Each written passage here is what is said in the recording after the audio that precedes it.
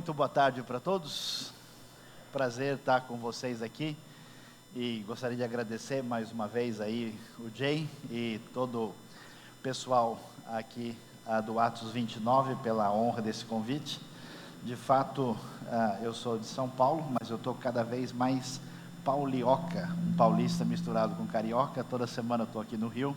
O Seminário do Sul está à disposição de todo mundo que precisar de alguma coisa. Aí temos bons cursos, inclusive cursos de pós-graduação e assim por diante.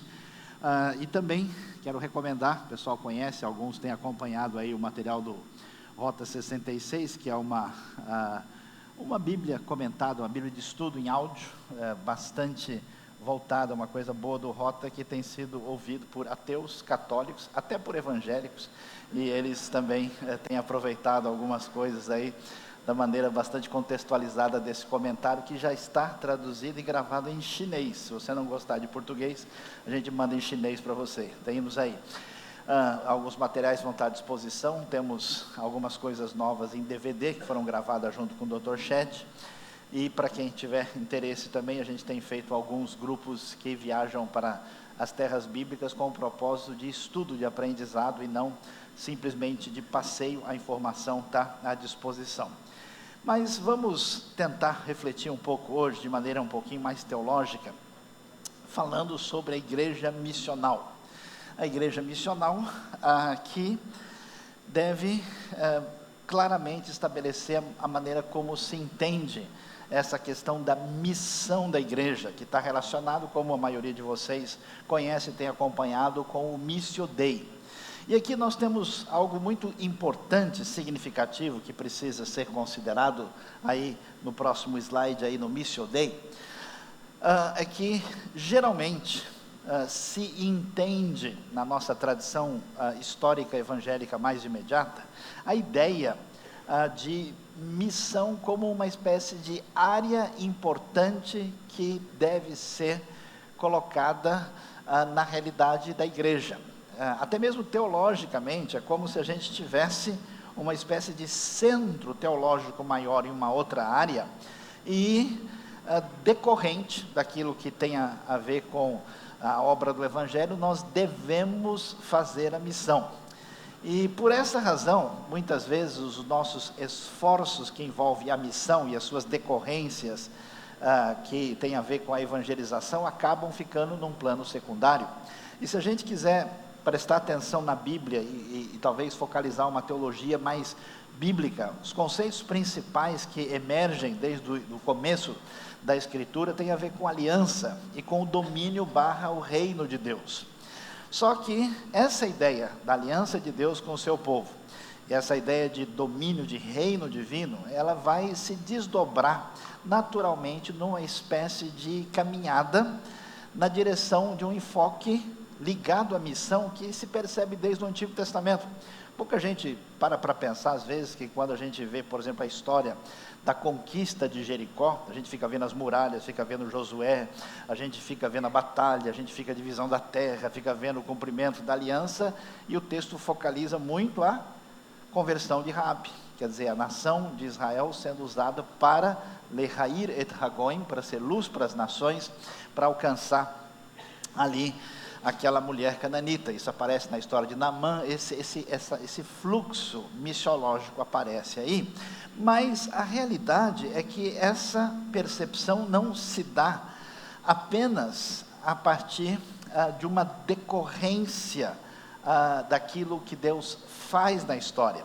A ideia da missão é um desdobramento que surge na realidade do próprio Deus. Num sentido, a gente vai ver na sequência que Deus é descrito como um Deus missionário, ou seja, envolver-se com essa missão como cristão do Novo Testamento, como alguém que está relacionado nessa sintonia com a palavra de Deus, envolve um redimensionamento teológico, onde se percebe que não é algo que se deve fazer. Se ser cristão tem a ver com a nossa relação de assemelhar-se a Deus, Deus na sua própria essência, que essa palavra é uma palavra adequada para trabalhar com categorias bíblicas, Deus na sua própria essência é marcado pela sua alteridade. Os que gostam assim de estudar um pouco mais de teologia vão dizer, por exemplo, que no grande projeto de criação, Deus dá espaço em si mesmo para dar início à criação, essa criação da qual ele não precisa, mesmo o ser humano não é uma necessidade, como se Deus estivesse sozinho lá no céu, precisando de companhia para tomar um café de vez em quando. O foco não é esse. Deus, até alguns colocam que ele é brasileiro, mas não chega tanto, né? E então a ideia é que Deus abre espaço e a criação surge, e ele atua diante dessa criação a partir dessa alteridade amorosa. Essa alteridade amorosa estabelece essa postura que a gente chama de alteridade divina, saindo de si mesmo na direção da criação, e particularmente do ser humano, de maneira absolutamente fundamental, essencial, aquilo que ele é. Então, nesse sentido, esse elemento se desdobra na maneira de Deus ser, e a maneira de Deus ser tem a ver com a maneira de Deus agir, e a maneira em que Deus age estabelece para a gente o que a gente chama de paradigma da encarnação, a encarnação que se define na pessoa de Cristo. Uma brincadeira agradável, se vocês quiserem se divertir uma hora, tem isso em livro, tem na internet também, um texto que a gente escreveu chamado A Teologia do Nenê, mostrando, né, que o jeito em que Deus escolhe agir na história, tantas vezes, tem a presença de um nenê, né? Quando o povo de Israel não tem esperança, quando tudo está perdido, quando o Egito domina, eles são escravos, você fica esperando um grande anjo do céu poderoso, surge o nenê dentro da cestinha no rio. Quando nós temos situação complicada na época dos juízes, o problema dos juízes não é só do campeonato brasileiro, é muito mais antigo do que a gente poderia imaginar, e a coisa está complicada, você não tem esperança, está tudo difícil, num momento complicado, vai ver a história de Samuel, e começa com Ana chorando por causa de um nenê. Gente ruim não gosta de nenê, Herodes e o faraó, por exemplo, e quando Deus resolve entrar na história, ele entra majestosamente na figura do nenê, da manjedoura. Então esse elemento é muito interessante e vai mostrar para a gente esse paradigma da encarnação, a maneira como Deus se faz conhecido nessa alteridade, nesse altruísmo quase que extravagante e significativo, que se estabelece para nós como uma referência de compreensão daquilo que devemos entender. Compreendendo isso, quem Deus é, e essa relação da missão fundamentada naquilo que o próprio Criador é, e como isso tem um desdobramento do Criador na história da redenção, no paradigma da encarnação, é importante observar a relação da queda com a missão, porque a missão que envolve esse deslocar-se divino na direção amorosa das suas criaturas, e particularmente na questão da própria salvação, da redenção estabelecida pelo Evangelho, nós vamos ver que nós temos que necessariamente entender um pouquinho melhor o paradigma da queda, para poder pensar como é que isso se estabelece.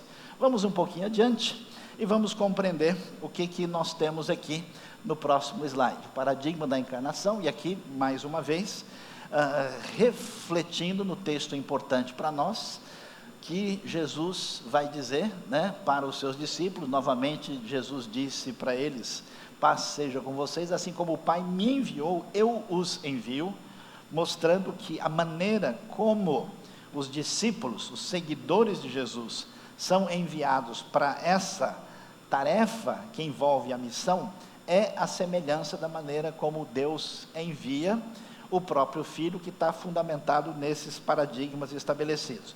Por isso, vale aqui citar uma frase importante do John Stott, que é um estudioso que tem marcado de maneira positiva a história da igreja evangélica contemporânea. A missão da igreja resulta da própria missão de Deus, e nela tem que modelar-se. Então, para entender a natureza da missão da igreja, temos que entender também a natureza da missão do Filho.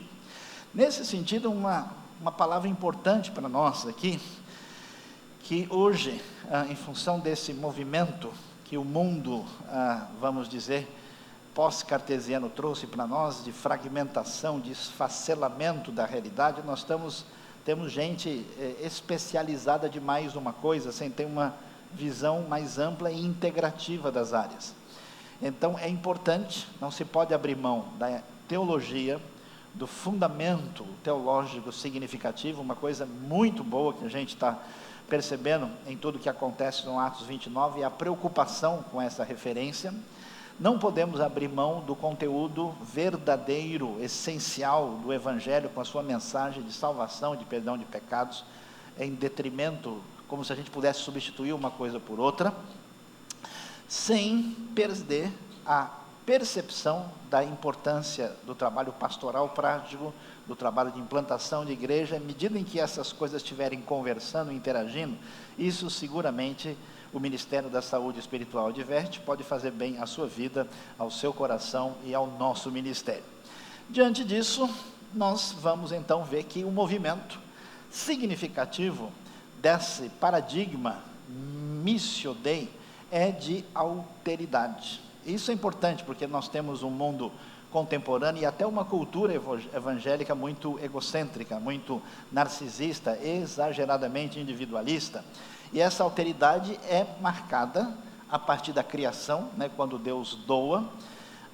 Grande parte disso se estabelece até mesmo na própria imagem de Deus que existe na criação dos nossos primeiros pais, e esse elemento permanece também na redenção, como esse movimento de alteridade, esse movimento de amor em direção àquele que está diante de nós. Diante disso, vamos pensar um pouquinho sobre a realidade do que envolve a questão do pecado. Vamos observar o que a gente pode, mais um toquinho na tela, e talvez para não ser a queda do homem e os seus efeitos. Talvez uma dificuldade para muitas vezes a gente perceber todo o que está envolvido nessa ação missiológica que se espera dos seguidores de Cristo, é entender a relação da queda e, portanto, da redenção de maneira parcial. Às vezes, alguns desvios ou exageros e extremismos vêm exatamente dessa realidade. Quando a queda é descrita em Gênesis 3, a gente pode até desdobrar isso mais, mas nós temos algumas coisas que são nítidas. Existe uma clara descrição de uma relação de ruptura com Deus, existe uma queda teológica. O homem claramente se esconde de Deus, ele se esconde, até diz, o verso 8 mostra isso, e ele diz que descobriram que eles estavam nus e por isso se esconderam do Senhor quando ele passava ou passeava pelo jardim. Então essa dimensão de ruptura e distanciamento de Deus, uma dimensão espiritual e existencial, é um elemento nítido lá, mas o desdobramento disso é que o ser humano não se entende com o próximo ser humano. Por isso a gente vai ver imediatamente Adão dizendo: a mulher que tu me deste para Deus, tendo uma ruptura no primeiro casal. Os dois primeiros filhos da história, Caim e Abel, acabam terminando a sua história de um assassinato, e aliás, logo depois do culto, pois tomem cuidado quando saírem daqui, a coisa pode ser perigosa, a igreja se torna o lugar mais perigoso da terra. Caim mata Abel em função do que acontece. Gênesis 4 em diante, inclusive, mostra como isso se torna problemático e absolutamente difícil. É uma ruptura consigo mesmo. Fiquei com medo porque estava nu, essa relação difícil. Estava ouvindo o irmão falando aqui da dificuldade de implantar igreja, dos processos, dos problemas. A gente recebe as pessoas, você descobre aquilo que os outros já descobriram quando conversaram com você, que de perto ninguém é normal, Todo mundo está precisando de uma oração forte, uma coisa assim muito especial, por causa dos desdobramentos complicados da nossa história. A gente, é igual aquele cara que era tão revoltado que mesmo morando sozinho resolveu fugir de casa. Muitas vezes essa pessoa Deus escolheu antes da eternidade para mandar para a sua igreja, para que você cresça espiritualmente, para a honra e glória do Senhor, amém, Então essa relação psicológica, ela é complicada, e a ruptura com a criação. que tem um desdobramento ecológico. Maldita é a terra por sua causa, não só ecológico, mas até econômico, porque o homem depende da terra para sobreviver. Nós temos toda uma dimensão de ruptura. Quando nós temos a ideia nítida da redenção no Evangelho, e é importante a gente entender isso, né, que quando você vai ver o Novo Testamento, na sua dimensão de afirmar que o reino chegou, o reino está presente, essa dimensão está agindo entre nós, e esse reino presente também é um reino futuro. Os estudiosos gostam de falar daquela tensão dialética entre o já e o ainda não, o reino presente, mas o reino que vai florescer na sua plenitude, na vinda de nosso Senhor Jesus Cristo. Essa dimensão precisa estar dentro da realidade da igreja, na sua ação dentro do reino de Deus.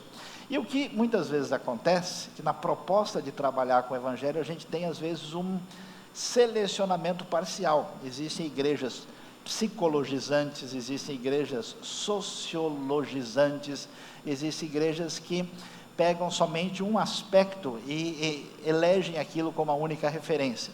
Essas realidades precisam estar presentes na dimensão da restauração que Deus faz e há de fazer em nós, e claro, na sua dimensão completa, só na ocasião da redenção e da vida eterna, mas isso faz parte dessa percepção, porque senão, nós vamos ver daqui a pouco, nós nos tornamos reféns de um platonismo onde a pessoa se sente fazendo alguma coisa de Deus, quando ela é, vamos dizer, mais espiritual e menos dentro daquilo que Deus espera, quando algo parece menos espiritual.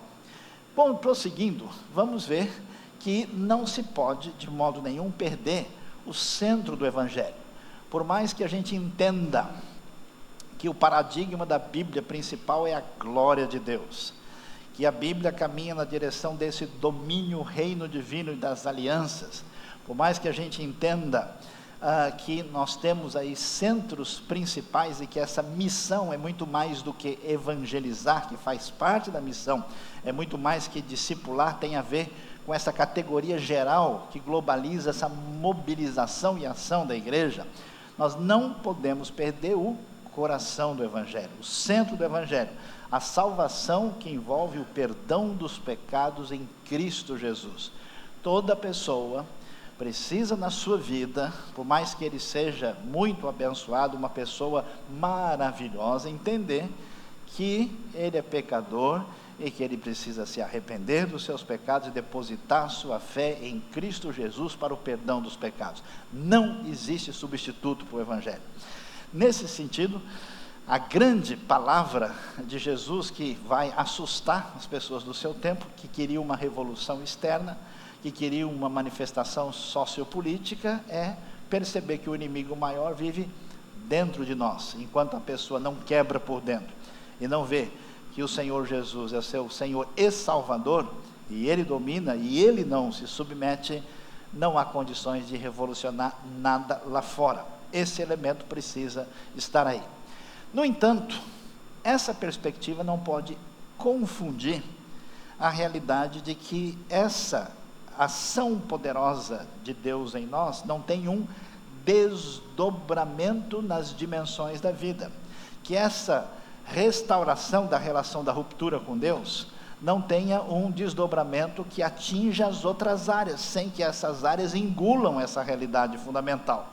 Portanto, a tradição da reforma dos nossos primeiros irmãos em solo europeu do século XV e XVI, que lutaram na direção de um retorno à Bíblia, trabalharam corretamente na direção de uma transformação da cultura, uma transformação do contexto. Se a gente olhar bem para a história da Europa, é incrível, né? Esses europeus eram índios brancos. Alguns deles, os antigos descreviam como gente que gostava de morar em árvore, beber água em crânio de gente e comia carne de cavalo crua. Está vendo como a sua vida é abençoada e você não sabia? E a história, né, o famoso pai, um dos grandes estudiosos capadócios, Ulfilas, quando foi traduzir a Bíblia para o gótico, levou um susto, porque ele falou: como é que eu vou traduzir esse livro de reis, com tantas guerras, para esse pessoal aqui, esses caras gostam tanto de guerra, que se eles lerem isso aqui, eles vão entender tudo da maneira errada. Ele ficou com receio e deixou esse material de fora. Toda a transformação da história do Ocidente, começando com o ambiente europeu, acontece por causa do poder do Evangelho. A Europa Central, a Europa do Norte, as decorrências que isso trouxe para a América do Norte, para outros países, em parte hoje no Brasil, na Coreia do Sul, em outras partes do mundo, tem a ver com o impacto poderoso do Evangelho e a sua mudança de cosmovisão a partir da transformação da cultura. Por isso, esse engajamento nessa direção é fundamental, e os reformadores eram pessoas que pensavam nessa direção. E a realidade fundamental que é impressionante, a compaixão sobre dor. Às vezes eu fico um pouco triste, até chateado. Eu vejo pessoas falando sobre a realidade de uma ação no mundo social à nossa volta, mas se comenta sobre isso como se fosse um item de uma agenda, como se fosse uma referência de uma plataforma, de uma ideologia.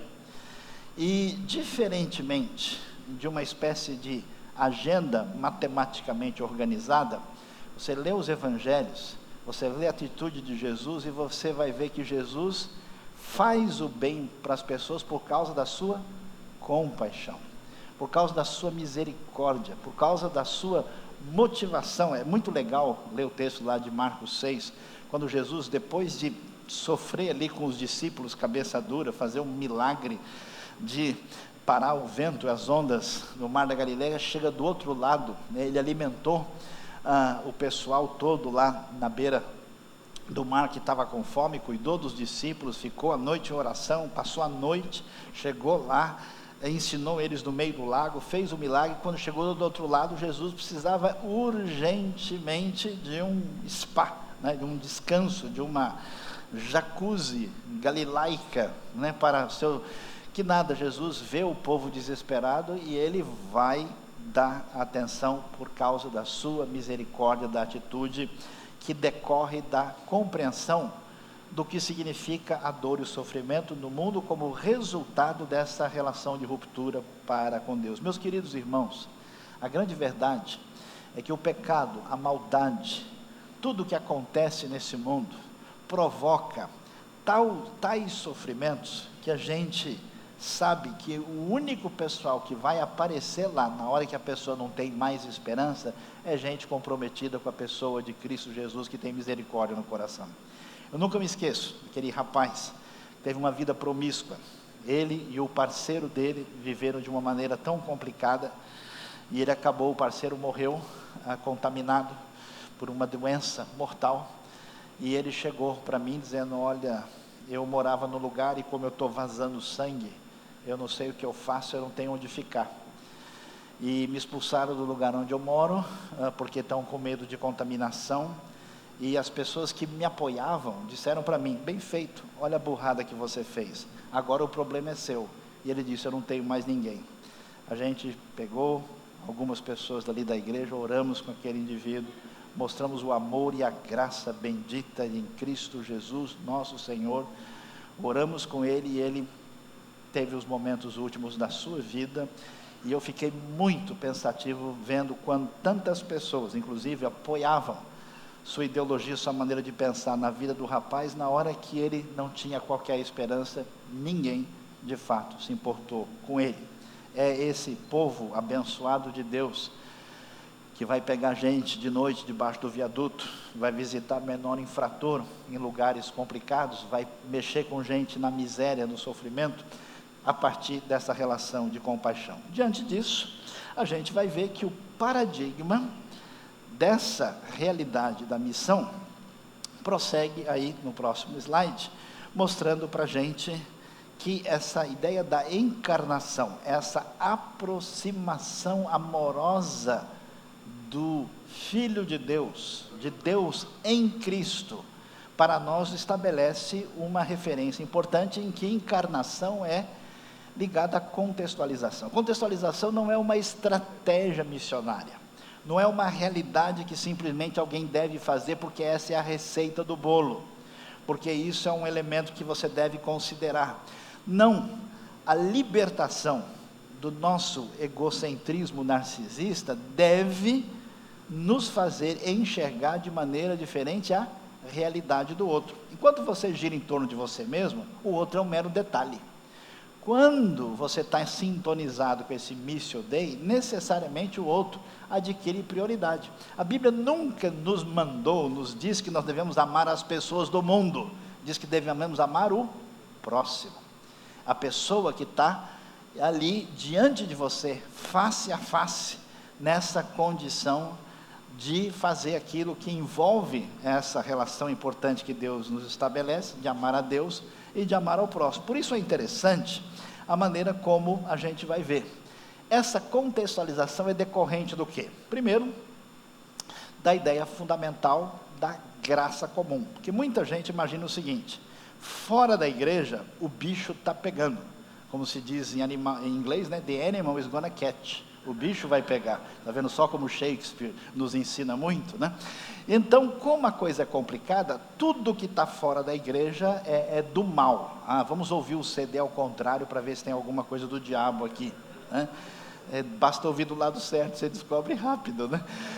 Vamos ver, né? Aqui, isso aqui é tão impressionante como tem tantas perguntas nesse processo. A ideia até esses dias alguém estava querendo fazer estudo de matemática com Kumon, e alguém disse: esse Kumon não tem algum misticismo oriental? Eu falei: não, isso é um método de estudo de matemática. Bom, então tudo bem, né? Então, a graça comum estabelece para a gente uma ideia tão nítida, de que Deus deixou vários elementos na história, muito claro, da sua presença, do seu poder e da sua ação, que servem de plataforma de aproximação. É o famoso Fator Melquisedeque, um livro que quem não leu, deve ler assim que possível. E vamos ver que Paulo, quando prega o Evangelho, ele vai nessa direção. Essa é a experiência de Paulo, aí na sequência, quando ele fala em Atenas. Quando ele se aproxima, eu fico impressionado, Paulo saindo de um ambiente judaico, farisaico, limitado, entrar num templo pagão e conseguir contextualizar, falar com eles, a partir de uma experiência onde ele cita, né, exatamente os poetas gregos, ali, para poder apresentar a mensagem do Evangelho. Paulo não chega de Velho Testamento aberto na mão, não chega citando textos que não fazem sentido para esses gregos pagãos. Portanto, a encarnação, ela é esse paradigma de contextualização.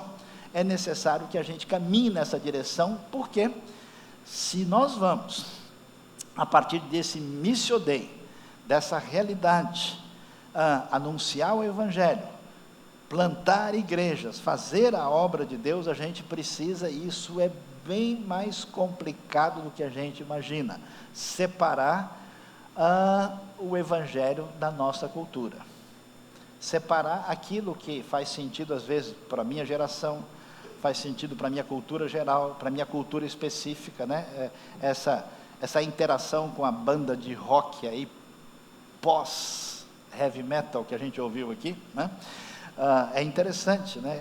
Esse desdobramento de entender outras realidades, e muita coisa que faz parte daquilo que a gente entende que é Evangelho, simplesmente faz parte de uma maneira de ser que não precisa ser dessa maneira. Eu estava conversando com algumas pessoas que estão evangelizando no Oriente Médio, e duas coisas eles acharam interessantes, que têm tido impacto em alguns lugares. Primeiro, que em vez de uma abordagem individual, que é tão comum no Ocidente, é preferível uma abordagem que envolva a família, porque esse negócio do indivíduo autônomo, que faz o que quer e que dá vontade, é muito nosso, não é tão comum lá.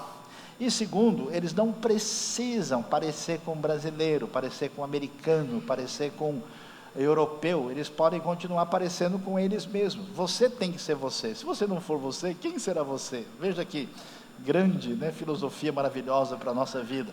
Então, eles podem ser eles mesmos. Algumas pessoas têm feito reuniões do jeito que eles fazem, no seu jeito de cultuar, sem precisar da música, da forma de celebração que tantas vezes a gente utiliza. Portanto, isso é fundamental, isso é essencial. Essa contextualização precisa caminhar na direção de atos de amor a gente vai falar um pouquinho mais sobre isso amanhã, e de alteridade. Eu acho que uma das coisas que prejudica muito o evangelho hoje, nos nossos dias, é que hoje nós temos uma boca gigante. Tudo quanto é lugar que você vai, tem crente falando, e cada um mais doido que o outro.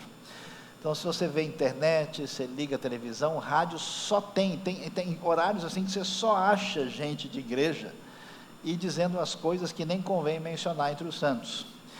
Nesse sentido, um grande problema nessa sociedade com tanta diversidade de comunicação poluída, a maneira de se portar, essa maneira de alteridade, de altruísmo dessa comunidade dos seguidores de Jesus, é que vai marcar a sociedade de modo positivo para elas poder levar a sério a mensagem que pretende ser transmitida, a palavra de Deus com o evangelho da salvação. Então, prosseguindo, a gente vai poder olhar aí, só para lembrar, né, quem é Melquisedeque, mais um toquinho aí para a gente ver, né, só lembrando que a ideia do fator Melquisedeque é importante, porque ele é um sacerdote, que não pertence ao povo da aliança, que é reconhecido por Abraão, recebe o dízimo de Abraão, e mesmo sendo ele sacerdote do Elion, ainda que possa se tentar fazer conexões aí cristológicas, não é o objetivo de Gênesis 14 direto, mostrando como é que Deus atua fora da aliança, que estabelece paradigma para a gente interagir com as pessoas a partir desse fator que envolve a realidade de Deus, claramente no contexto aí da apresentação do Evangelho. Prosseguindo, Paulo em Atenas, a gente não faz ideia, né? É como pegar assim um sujeito pós-reformado e jogá-lo assim num centro de feitiçaria. Paulo, criado no seu ambiente, entrando em Atenas, vamos dar uma olhada na sequência, no texto aí de 17, 22, 23, Paulo levantou-se na reunião do Areópago e disse: atenienses, vejo que em todos os aspectos são muito religiosos, pois andando pela cidade observei cuidadosamente seus objetos de culto e encontrei até um altar com essa inscrição: ao Deus desconhecido. Ora, o que vocês adoram, apesar de não conhecerem, eu lhes anuncio. É tão simples de isso, mas é impressionante alguém da perspectiva de Paulo, num ambiente desse, chegar de boa. É como se você fosse hoje anunciar o evangelho para uma galera aí, e você começasse a dizer coisas, como diz o Vinícius de Moraes, como diz o Machado de Assis, isso na melhor das hipóteses, não quero escandalizar os irmãos, estou usando só referências literárias consagradas, né? Porque tem outras coisas aí que certamente a gente vai ver como impressiona. Contextualização é difícil, exige sacrifício e às vezes situações tão complicadas, por isso vocês vão ver como é complicado a gente tentar contextualizar-se e tentar interagir com um mundo diferente do nosso, né? Só para descontrair e ver a realidade aí que precisa ser percebida. Prosseguindo adiante, vamos lá. Que ideia nós temos? A ideia é caminhar com a igreja para sair da sua zona de conforto, de missão centrada na igreja para a igreja centrada na missão. É impressionante, no mundo complicado nosso, no mundo onde a gente busca na igreja uma zona de conforto e até de proteção contra um mundo ameaçador, é natural que as pessoas acabem caminhando nessa direção, mas o foco é entender que missões ou missão não é uma área importante da igreja que deve ser considerada, ela é a razão de ser da igreja, fundamentada nessa realidade da encarnação, nesse Missio Dei, e portanto a igreja bíblica neotestamentária, ela é centrada na missão. A gente às vezes critica muito o que aconteceu com o povo de Israel, porque o objetivo da eleição do povo envolve ser um reino de sacerdotes, Êxodo capítulo 19, e de certa forma eles perdem esse caminho e se concentram nessa eleição em torno de si mesmos, mas de certa forma, que pode e que muitas vezes acontece no contexto evangélico, é semelhante. Nós somos um pequeno povo muito feliz, um povo muito abençoado, e vamos vivendo nessa dimensão, perdendo a direção fundamental. Na nossa proposta de igreja, nós estamos trabalhando nessa direção. IBNU, um projeto que nós começamos agora, exatamente no domingo, vamos comemorar 8 anos de existência. Somos uma comunidade de umas 350 pessoas, mais ou menos, na cidade de São Paulo, voltada para essa cultura de classe média alta, num ambiente difícil de ser atingido, uma cidade muito marcada, vamos dizer, talvez até por um egocentrismo maior, porque as pessoas estão sempre correndo atrás de oportunidades e são mais individualistas e fechadas, e nós inclusive direcionamos a nossa proposta para ter uma interação mais adequada com o nosso alvo e objetivo, para ser uma comunidade saudável para uma cidade melhor, né? Até para que o que nós estamos dizendo tenha essa função de uma pessoa que nunca ouviu nada sobre Deus, o Evangelho, venha se aproximar sem qualquer perspectiva indevida do que nós pretendemos. Mas vamos adiante, para a gente poder entender algumas coisas fundamentais, que talvez nos ajude a entender a importância do Missio Dei, essa referência da encarnação e essa realidade missiológica da igreja. Ajuda se a gente entender que muito do que tem invadido ou está presente na nossa cultura predominante evangélica não é bíblico, tem a ver com uma tradição que a gente está chamando aqui de quase um gnosticismo evangélico platônico. Diante do mundo que Deus criou, muitas vezes as pessoas apenas enfatizam que Satanás é o Deus desse século, o príncipe das potestades, então tome cuidado, não saia nem lá fora, né? Esses dias eu vi alguém discutindo com o outro, tome cuidado, porque o anticristo vai usar muito a internet, então a internet não é de Deus não.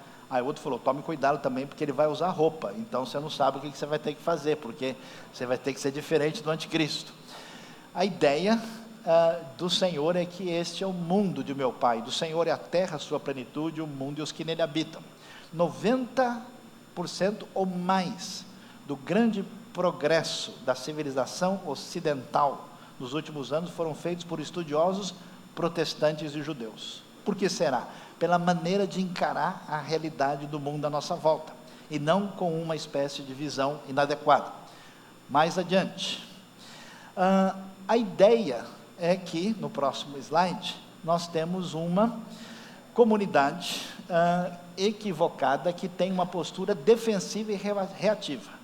Nós estamos aqui simplesmente aguardando a volta de Cristo. Eu já sou salvo, eu estou classificado, estou jogando pelo empate. Eu vou segurar o 0-0 e esperar o apito final, que quando se fizer a chamada, lá estarei. Então, eu vou aguardar aqui, e muita gente tem essa espiritualidade nada proativa, um bom crente é igual a alguns times de futebol, ele não bebe, não fuma, não joga, não faz absolutamente nada, né? A postura bíblica é proativa, é lutando o bom combate. A igreja, em Atos, ela é viva, ela é missionária, ela é envolvente, ela é vitoriosa. Toda hora Lucas está marcando, a igreja está crescendo. O enfoque é muito diferente do que muitas vezes a gente observa. Mais adiante, nós vamos ver uma distinção, outra importante, que é a cardiofilia cristã. O coração é de Jesus, só o coração, mais nada. As coisas espirituais, ou Cristo é Senhor de tudo, Ele não é Senhor de modo algum. A ideia de que a vida cristã envolve todos os aspectos, ela é essencial para recuperar essa visão de realidade que é compatível com essa visão que envolve o Missio Dei. Vamos mais um pouquinho para frente. O gnosticismo evangélico platônico, ele é individual e espiritual. Eu sei que é importante, tem o seu valor, tem a sua época, mas o livro mais tradicional da nossa espiritualidade é o Peregrino. E uma pena que o Peregrino se converte sozinho, a família dele fica para trás, não vem mais ninguém. Isso tem o seu valor na época, quando havia uma pressão sobre o indivíduo, mas hoje nós temos um excesso de individualismo. Então, nesse sentido, vamos fazer uma reedição do Peregrino, né, que a sua família se converte, e eles se converteram e viveram felizes para sempre, forever and ever, amém. E aí, em vez de ser uma coisa individualista e simplesmente, entre aspas, espiritual, A proposta da perspectiva bíblica é de uma expressão de fé genuína, pública e encarnacional. Como Jesus é mal visto. Jesus é impressionante. Jesus é simplesmente o máximo. Jesus está conversando com a mulher samaritana, isso vai pegar mal para ele, ele não se importa com isso. Jesus não é tão acima dos outros que ele aceita ir jantar na casa de fariseu. Tem gente que é tão intelectual que não chega nem perto de fariseu. Jesus não se importa com isso. Jesus chega lá, o centurião, o soldado romano, falando que o filho dele está doente. Jesus cura, o pessoal vai ficar apavorado, pô, esses caras são inimigos, estão oprimindo a gente, e esse homem está ajudando, mas isso está confundindo, que Messias é esse que ajuda o inimigo? Então Jesus, ele é multiflex, né? Ele interage com todo tipo de pessoa. Você vai prejudicar a sua vida à medida em que você fechar-se dentro de si mesmo e estabelecer as suas limitações e incapacidade de uma interação com pessoas distintas.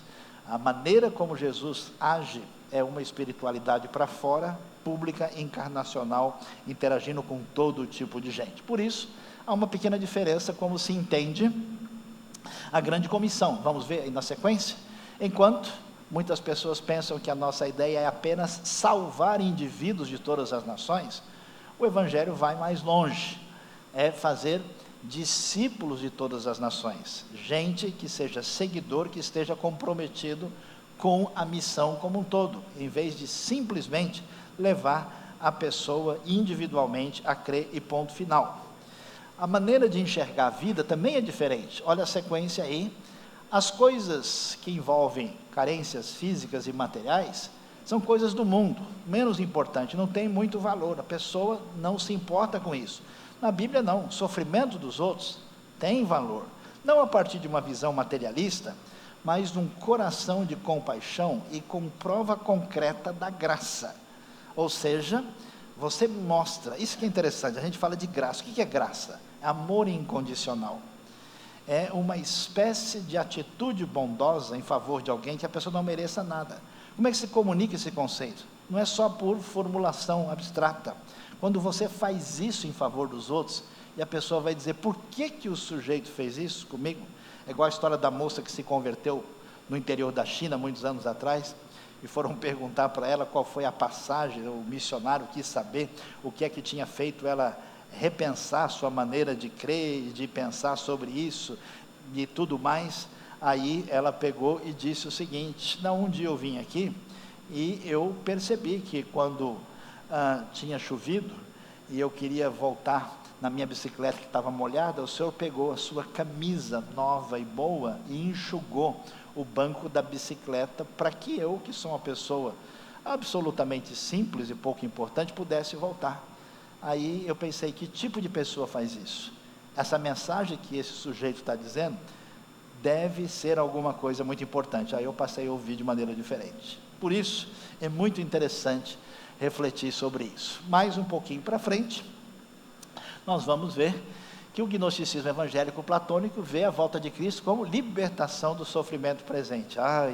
Graças a Deus, eu vou embora para a eternidade, nunca mais meu time vai para a segunda divisão, eu vou estar com Cristo para sempre. Amém, irmãos? Quem foi abençoado aí, né? Culminação do processo de redenção e reconciliação, a volta de Cristo é triunfal, é gloriosa, ela é extraordinária, é muito importante. E para a gente encerrar nossa reflexão, vamos prestar atenção nesse quadro. Que tipo de proposta de igreja nós temos em oposição uma à outra? Nós temos igrejas, muitas igrejas mais históricas, que são igreja tipo hospital. Temos grandes empreendimentos religiosos evangélicos hoje que são tipo empresa. Tem outras correntes que têm uma proposta libertária, e a gente tem uma igreja missional. O fundamento de uma igreja do tipo hospital é a tradição denominacional. Por que a gente faz assim? A gente sempre fez assim e vai continuar fazendo assim, e ponto final. O pastor, o perfil é de uma espécie de capelão, de uma pessoa que está lá para ajudar as pessoas em dificuldade. Os membros são pacientes necessitados, sempre chatos, birrentos, reclamando e exigindo um monte de coisa. São crianças mimadas. O papel do pastor é consolar as pessoas, dar um abraço, tomar um café. A atividade principal que se espera dele é que ele visite essas pessoas, e isso é fundamental. A perspectiva da cultura é o mundo é terrível, o inimigo da fé. Sempre estamos vendo as próximas novidades, quando é que surgiu o dedo do anticristo em algum país longe daqui, e como é que as coisas estão piorando, né? É um catastrofismo acentuado, a coisa é terrível. É bom a gente nem, como o meu filho uma vez, alguém chegou para ele, nem estude filosofia, porque senão você vai acabar perdendo a sua fé. Se o sujeito for estudar para perder a fé, é bom que perca, porque essa fé não tem força nenhuma, não tem sustentáculo nenhum. O estilo musical da Reforma até o século XIX, mais assim maravilhoso, é ao Deus de Abraão louva, isso é o máximo, vamos dizer, do moderno. O alvo final é o bem-estar. Você está feliz agora? Como é que você está se sentindo? Eu estou bem aqui, está ótimo. E a palavra-chave é manutenção. A igreja fica basicamente tendo crescimento vegetativo e mantendo o pequeno povo muito feliz. A igreja empresa não, ela muda tudo. Sociedade consumista, o pastor é um CEO, um gestor, uma grande denominação neopentecostal. Esses dias teve um encontro da Harvard Business Review. Pessoal na área de business e marketing, os representantes estavam lá fazendo o curso. A ideia é fazer, inclusive, franquias. O sujeito é treinado, em 6 meses ele coloca a máquina para funcionar. Às vezes os que fazem parte da igreja não são nem membros, são associados, e a roda vai girando. Os clientes aparecem, precisam ser satisfeitos. A ideia é causar impacto emocional, social. A gente traz um cara que cospe fogo, que dá salto mortal, que chega na moto de Jesus e faz uma coisa muito maravilhosa. Grandes reuniões, eventos, a coisa ela é pós-apoteótica, é um negócio assim marcado dessa maneira. A perspectiva da cultura, a cultura é um aliado que permite a estratégia e as ações. Como é que funciona? A igreja neopentecostal ela é extremamente pós-moderna no sentido que ela estudou essa realidade de mudança rápida na sociedade, que precisa imediatamente de estabelecer uma sintonia com essa descartabilidade. Tem que criar uma coisa nova agora, que transmita essa mensagem. A música é gospel, o que importa são os números cada vez maiores, e a palavra-chave é satisfação. Não existe membresia, não existe disciplina, não existe discipulado, é rodar a roda gigante. A visão libertária é uma visão marxista, total ou parcial. Tem gente que fala em nome de ação social do evangelho, mas na verdade trabalha com paradigmas diferentes. O perfil é de um político de massas, né, que mobiliza as pessoas. Os membros são mais ativistas sociais, têm mais compromisso com a ideologia do que com o evangelho. A ideia é mobilizar membros para causas escolhidas, né? Um problema sério é que quando surge um grande erro da parte, vamos dizer, da filiação de perfil marxista, aí o silêncio profético desaparece, a coisa se torna complicada. A atividade principal é a articulação política. O eixo de articulação da ação libertária é trabalhar na velha ideia de dominados, dominantes, pobres e ricos, nessa simplificação marxista ultrapassada na história do marxismo. E o estilo musical é um popular, às vezes tentando identificação com a cultura, ou mobilizador das pessoas. Alvo final, ação política, a palavra é engajamento no sentido mais político possível. E a ideia, em contraste com a empresa, com o libertário, com o hospital, é a igreja missional. O fundamento é porque essa é a natureza da igreja, não é uma função que a igreja deve ter. O perfil pastoral é de mentor ou mestre, alguém que encaminha as pessoas. Os membros são discípulos, são seguidores. O papel pastoral é ensinar, equipar, treinar, desenvolver essas pessoas. Ensino para capacitação é a coisa fundamental, em vez de mimar os membros ou simplesmente utilizar a massa. A perspectiva da cultura é confrontação. Há tantas coisas na cultura que estão fora do eixo do evangelho. Ela precisa ser confrontada, mas ela é ponte para contextualização. Em que contexto eu vou trazer essa mensagem? O estilo musical é contextualizado com a cultura para comunicar. Como é que eu vou interagir se eu não entender a realidade? O alvo final é o amadurecimento, a maturidade desses membros, e a palavra-chave é missão, ou seja, não é uma proposta de ser refém de um empreendimento que dá certo sem se importar se está certo, não é uma conservação da tradição e não é mera ação social fundamentada numa perspectiva marxista. E para fechar, o nosso último aí slide, só para a gente observar aí, se o pessoal puder passar, eu usei a citação que eu achei em inglês do Dan Kimball, de Emerging Church. O material existe em português. A igreja consumidora é vista como uma realidade que dispensa bens e serviços religiosos. As pessoas vêm para a igreja para ser alimentada, para ter suas necessidades atendidas, através de programas de qualidade, para ter aí profissionais que ensinem os seus filhos a respeito de Deus. Esse é o foco. A igreja missional não é aquela que eu me identifico porque eu vou à igreja, mas é a conscientização de que eu sou a igreja. A igreja é vista como um corpo de pessoas enviada numa missão, que se reúne em comunidade para adoração, encorajamento, ensino a partir da palavra, e que complementa aquilo que eles que traz aquilo que complementa aquilo que vai alimentá-los através da jornada da semana. Que Deus nos abençoe e que nos ajude a refletir teologicamente e fazer diferença através de uma igreja que de fato possa cumprir essa Missio Dei. Muito obrigado.